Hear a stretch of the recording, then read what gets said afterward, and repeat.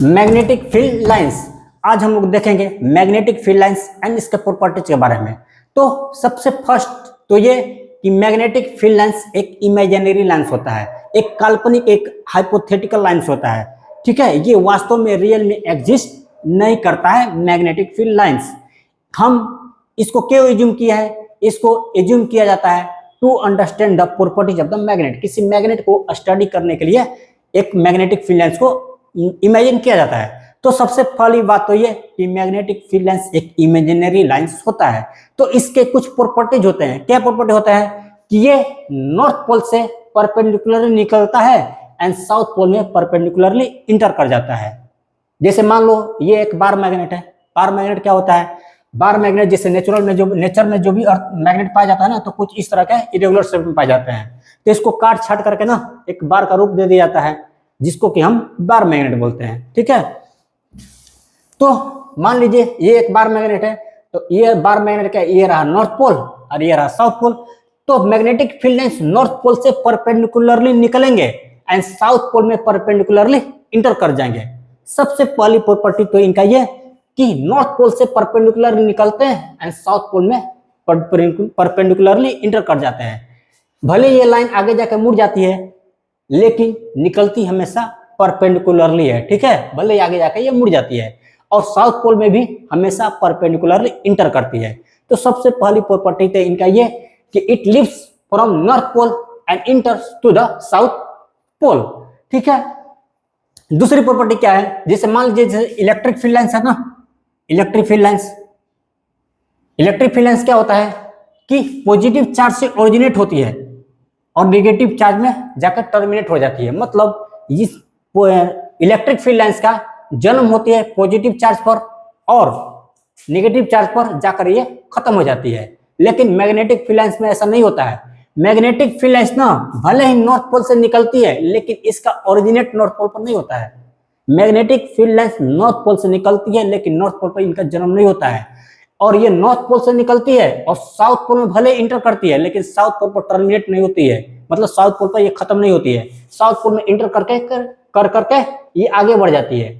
इस तरह से ये एक क्लोज लूप बनाता है। नॉर्थ पोल से निकलता है, साउथ पोल में इंटर करता है और फिर आगे बढ़ता है, फिर से नॉर्थ पोल से निकलता है एंड साउथ पोल में इंटर करता है। इस तरह से मैग्नेटिक फील्ड लाइंस ना ये एक क्लोज लूप बना देता है। देखो यहाँ भी मैग्नेटिक फील्ड लाइंस एक क्लोज लूप बना रहता है। ये बीच वाला लाइन भी ना आगे जाकर के मुड़ करके फिर ऐसे आकर के इंटर कर जाएगा। देखो हमने यहाँ पर अवश्य ही 3 फील्ड लाइंस दिखा रखा है, लेकिन वास्तव में यहाँ से इनफाइनाइट फील्ड लाइंस निकलेंगे। नॉर्थ पोल से इनफाइनाइट फील्ड लाइंस निकलेंगे और साउथ पोल में भी इनफाइनाइट फील्ड लाइंस इंटर करेंगे। ओके, तो दूसरी प्रॉपर्टी क्या हुआ?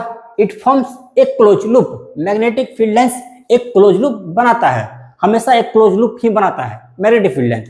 ओके, इनका डायरेक्शन क्या होती है मैग्नेटिक फील्ड लाइंस का? मैग्नेटिक फील्ड लाइंस का जो डायरेक्शन होते हैं ना, वो मैग्नेट के बाहर तो नॉर्थ से साउथ पोल होता है। देखो नॉर्थ पोल से निकल रहा है और साउथ पोल में इंटर कर रहा है, तो मैग्नेट के बाहर तो ये इनका direction north pole to south pole होता है। लेकिन मैग्नेट के अंदर ना इनका direction south to north pole होता है। देखो मैग्नेट के अंदर देखो साउथ से नॉर्थ पोल की तरफ जा रहा है ना, तो मैग्नेट के अंदर मैग्नेटिक फील्ड का डायरेक्शन जो होता है ना साउथ से नॉर्थ पोल होता है और मैग्नेट के बाहर नॉर्थ टू साउथ पोल में होता है। ये भी बात ध्यान रखेंगे आप। नेक्स्ट प्रॉपर्टी क्या है कि मैग्नेटिक फील्ड लाइन जो होता है ना, वो पोल के पास स्ट्रॉन्गर एंड क्लोजर होता है। पोल के पास देखो, पोल के पास एक दूसरे के पास है ना, और जैसे जैसे दूर जा रहे हैं एक दूसरे से अलग होते जा रहे हैं, दूर होते जा रहे हैं। तो मैग्नेटिक फील्ड लाइंस पोल के पास स्ट्रॉन्गर होते हैं और क्लोजर होते हैं। इसका क्या मतलब हुआ? इसका मतलब ये हुआ कि जो मैग्नेटिक फोर्स होगा ना, वो पोल के पास स्ट्रॉन्गर होगा। एंड जैसे जैसे हम दूर चले जाएंगे ना, दूर जाते जाएंगे, मैग्नेटिक फील्ड लाइंस वीकर होते जाएंगे एंड एक दूसरे से अलग अलग सेपरेट होते चले जाएंगे। इसका मतलब कि जैसे जैसे हम पोल से दूर जाएंगे ना, मैग्नेटिक फोर्स भी कम होते जाएगा, मैग्नेटिक फोर्स भी वीकर होते जाएगा। तो मैग्नेटिक फोर्स पोल के पास स्ट्रॉन्गर होता है, क्योंकि मैग्नेटिक फील्ड लाइंस पोल के पास स्ट्रॉन्गर एंड क्लोजर होते हैं। ठीक है, मैग्नेटिक फोर्स पोल से दूर जाएंगे तो कम होते जाएगा, क्योंकि मैग्नेटिक फील्ड लाइंस पोल से दूर जाने पर वीकर एंड एक दूसरे से सेपरेट होते चले जाते हैं। तो जहां भी आपको मैग्नेटिक फील्ड लाइंस क्लोज मिले ना, एकदम पास मिले, समझ लेना वहां पर मैग्नेटिक फोर्स स्ट्रॉन्गर होगा। और जहां भी मैग्नेटिक फील्ड लाइंस एक दूसरे से अलग अलग मिले ना, सेपरेट मिलेंगे, तो समझ लेना वहां पर मैग्नेटिक फोर्स वीकर होने वाली है। ओके, तो इस डायरेक्ट, अच्छा, it is stronger and closer near the pole and weaker and separated away from the pole. Next property क्या है इसका? नेक्स्ट जो मेजर प्रॉपर्टी होती है ना, कि मैग्नेटिक फील्ड लाइंस कभी भी एक दूसरे को इंटरसेक्ट नहीं करते हैं, मतलब कभी भी एक दूसरे को इसे काटते हुए नहीं निकलेंगे, एक दूसरे को ऊपर क्रॉस कर करके नहीं पास करेंगे मैग्नेटिक फील्ड लाइंस। क्या होगा यदि एक दूसरे को क्रॉस करके निकलेंगे, एक दूसरे को इंटरसेक्ट करके निकलेंगे, तो जैसे मान लो ये रहा मैग्नेटिक फील्ड लाइंस, ये इधर से इधर पास हो रहा है और ये फील्ड लाइंस इसको क्रॉस करते हुए इधर पास हो रहा है। तो जब एक क्रॉस करेंगे ना, एक दूसरे को इंटरसेक्ट करेंगे, तो इस इंटरसेक्टिंग पॉइंट पर ना हमको दो टेंजेंट मिलेगा, एक टेंजेंट इसके अलोंग चला जाएगा और एक टेंजेंट इस कर्व के अलोंग चला जाएगा। ठीक है, तो यदि हम किसी पार्टिकुलर फील्ड लाइंस की बात करें, इस दोनों में से किसी पार्टिकुलर फील्ड लाइंस की बात करें ना, तो इस फील्ड लाइंस का इस इंटरसेक्टिंग पॉइंट पर ना दो डायरेक्शन हमको मिल जा रहा है, एक इधर मिल जा रहा है और एक इधर मिल जा रहा है, और एक ही फील्ड लाइंस का कभी भी दो डायरेक्शन नहीं हो सकते हैं। इसलिए बोला जाता है कि मैग्नेटिक फील्ड लाइंस ना, दो मैग्नेटिक फील्ड लाइंस आपस में एक दूसरे को इंटरसेक्ट नहीं करते हैं, आपस में एक दूसरे को कभी काटते नहीं है, कभी एक दूसरे को क्रॉस नहीं करते हैं। तो ये थी कुछ major properties of the magnetic field lines.